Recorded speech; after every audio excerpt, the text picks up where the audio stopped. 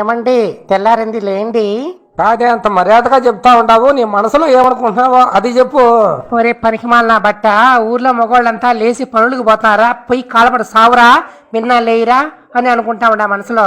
కాదు మే, ఏమైనా మనసులో ఉండే మాటలు బయట మాట్లాడితే చాలా గొడవలు వచ్చాయి మే. అరేలే, ఏ కసు తోసిన బయట. సరేలే, ఎంత మర్యాదగా చెప్తున్నావు, నీ మనసులో నన్ను ఏమనుకుంటున్నావా చెప్పు. కాదే పొలికిలి మొహం దానా, మొగోడు కాడ నిలబడుకొని మాట్లాడుకున్నావంటే పోయి కసు దొయ్యిపోయే ఓయే తాబేల మొహం దానా అని నా మనసులో అనుకున్నాయే. ఏమావా ఇప్పుడే నా నిద్రలేడువా? ఏదో మావా పిలుచా ఉంటే గమ్మునుండావే, ఏమనుకున్నావు నీ మనసులో అది చెప్పు. కాదురా, ఊర్లో ఇన్ని కొంపలుంటే ఈడు పొద్దున్నే నా కొంప కాడికే వచ్చి నాకెగమల్లి మొహం చూపిస్తాడు. దరిద్రపు నా కొడుకు పొద్దున్న లేచిండాచి నా కొంప మీద పడుతుంటాడు. ఏమి నా కొడుకురా ఈడు ఊర్లో అని అనుకుంటా ఉండా నా మనసులో రా. ఓహో, మనసులో అనుకుంటున్నావా? బయటకు వెళ్ళా కదా, రా చెంగమ్మవా అట్లా బయట కూర్చున్నావు అరుగు మీద.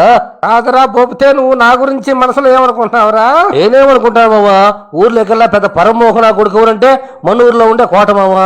అందుకని ఈయన అక్కడికి వచ్చే ఈడు 9కి 10కి లేస్తూ ఉంటాడు నిద్ర. ఎట్టా కొట్ట కాలపడదామని ఈయన్ని పిలిచాల్సి వచ్చింది ఇప్పుడు అని అనుకుంటా ఉండా. మనసులోనే అనుకోరే, బయటగానే అనుకో కొత్త మెడతో. సర్లే రామమ్మా. సరేలే కానీ ఇప్పుడేమనుకున్నావురా? ఇట్ట నా కొడుకులు లొట్టాంగా నా కొడుకులు ఊర్లో లేరు బా, ఇడుబలి నా కొడుకు